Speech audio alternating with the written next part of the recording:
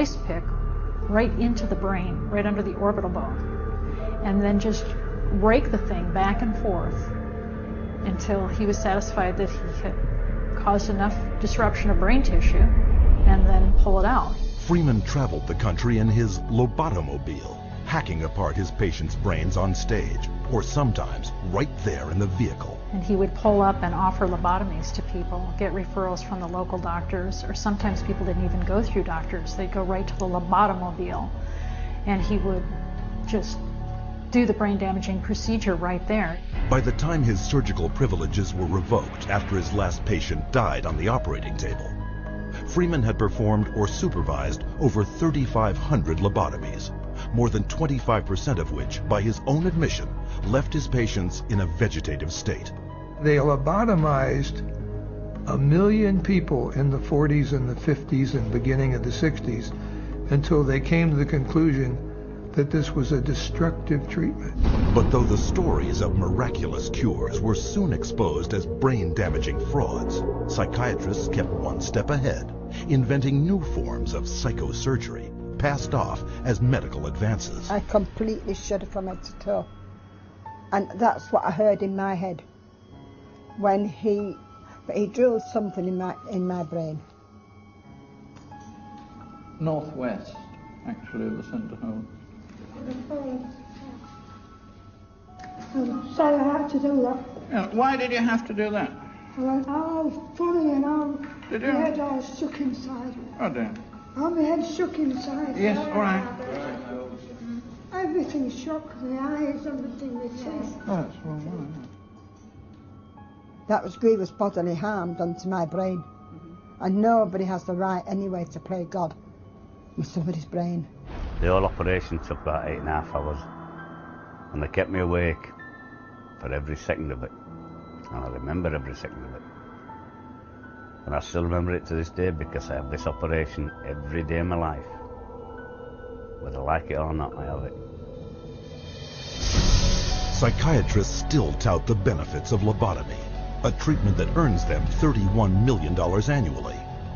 But in the wake of lobotomy's tarnished reputation, psychiatrists were quick to push electroshock back into the spotlight. Renaming it electroconvulsive therapy, they now give patients anesthetics to squash their screams and paralyzing agents to avoid watching the writhing of agony.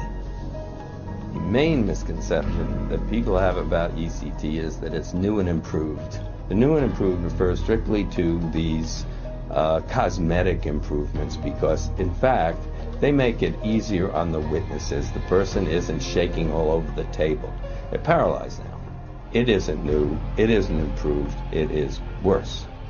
Every 10 years or so there tends to be, first of all, a denial that it causes any harm. Secondly, an acknowledgement that it might have caused harm, but here's a whole new approach, and now this one is blameless, without any research to back it up. The ECT machine can produce anywhere from 50 to 400 volts. It's the kind of energy that we use for industrial machinery that might be in a steel mill or a printing press, some large piece of machinery. It's an extraordinary amount of energy, and it causes a great deal of damage. And while stories of prisoners physically mistreated with electroshock are well publicized, the amount of electricity doled out by psychiatrists for ECT is up to 33 times greater. And that damage is most often targeted at the most vulnerable. 2/3 of those who receive electroshock are women, given such diagnoses as premenstrual syndrome, menopausal disorder, or postpartum depression. Half of electroshock patients are elderly.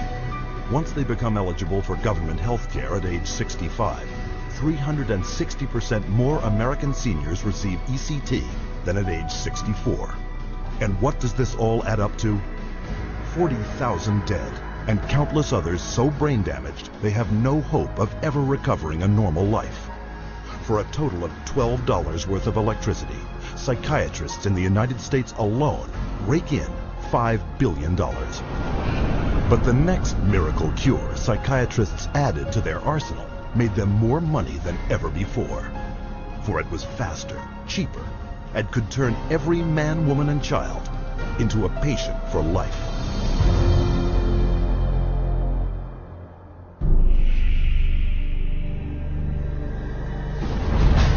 early 1950s, psychiatrists discovered their next miracle cure. A chemical originally designed to kill parasites in pigs, their new discovery hindered brain function in much the same way as shoving an ice pick into the eye socket. It was an old treatment in a new disguise.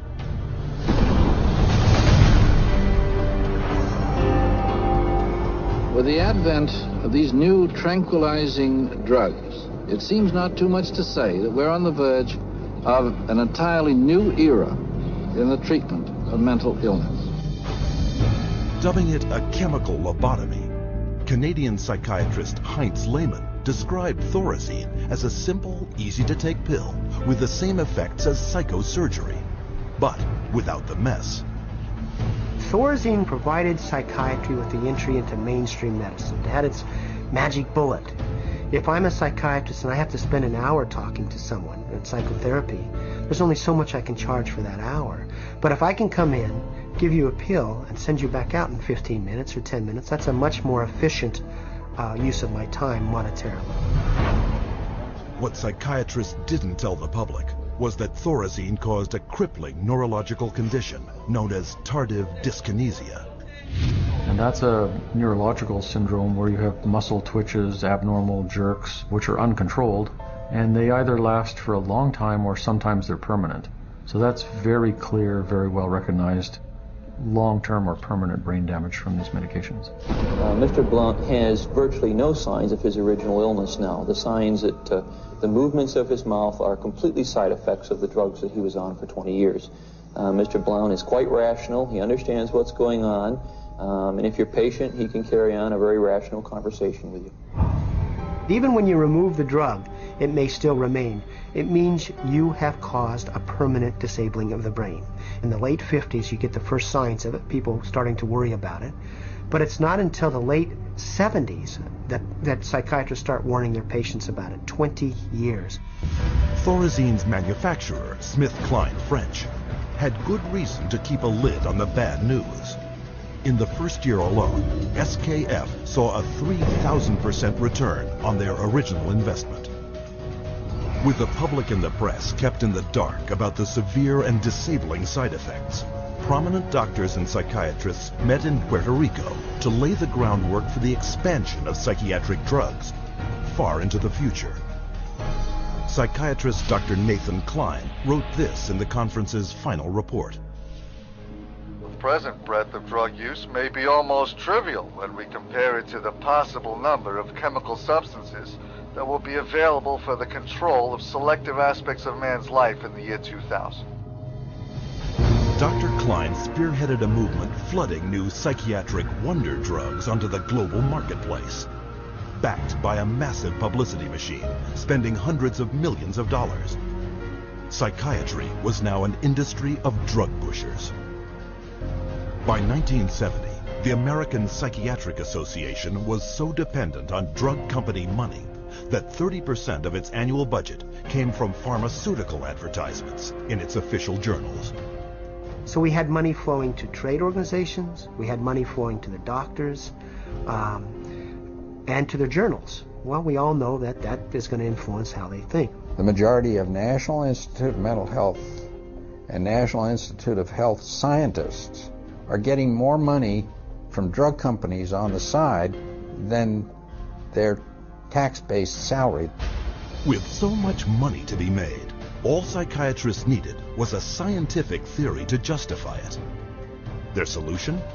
An official report declaring that all mental problems derive from a so-called chemical imbalance in the brain, requiring drugs to correct. This chemical imbalance is one of the greatest fallacies ever foisted upon patients and the public. There is no chemical test to show an imbalance related to any psychiatric disease, whether it's depression, anxiety, what have you. The chemical imbalance is for the benefit of the psychiatrist. It has to be there so that psychiatrists can treat it. But fraudulent chemical imbalance theories could not hide the mounting evidence of common and terrifying side effects, such as akathisia. Akathisia is like an extreme inner nervous agitation. people describe it as wanting to crawl out of their own skins. And this happens with great frequency, and it is absolutely, totally well understood to be associated with suicide and violence and homicide. After years of these reported side effects and cases upon cases of violence, self-mutilation, and death, in 1991, health experts, legislators, and the public finally forced the FDA to order an investigation. I know with absolute certainty that if Charles had any idea of the side effects of Prozac, he would never have taken it. I had two sons, David Lee, age 8, Billy 16, wife 20 years, all gone. I'll tell you why. After being on Prozac for 21 days, my wife shot and killed both of these two boys right here. She turned the gun to herself and shot herself twice. I took the 9mm automatic, sat down on the bed, and put the gun to my head. And I blew a 4-inch hole out the back of my arm instead of my head. Thank God I was a lousy shot. Had someone looked further into Prozac, steps could have been taken to avoid it.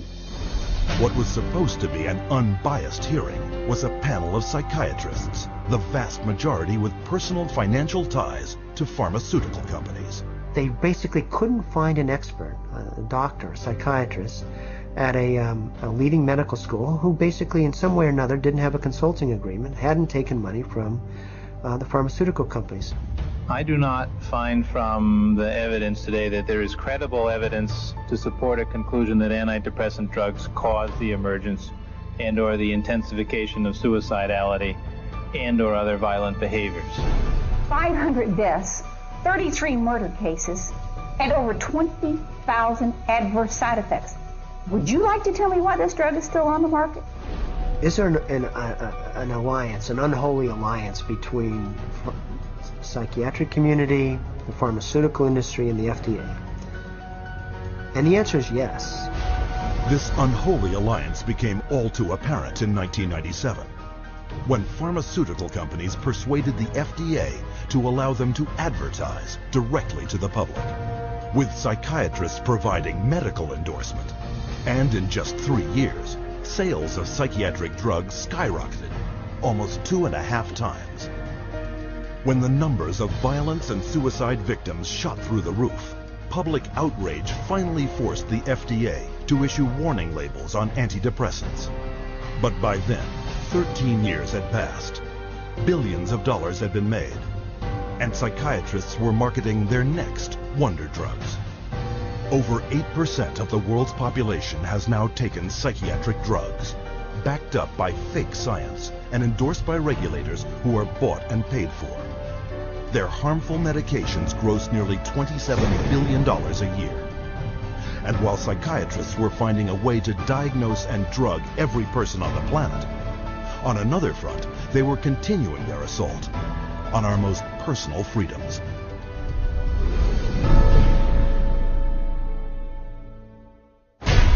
Psychiatrists demand the absolute right to determine what is best for the so-called mentally ill. After all, the mentally ill are crazy and unable to evaluate their own treatment.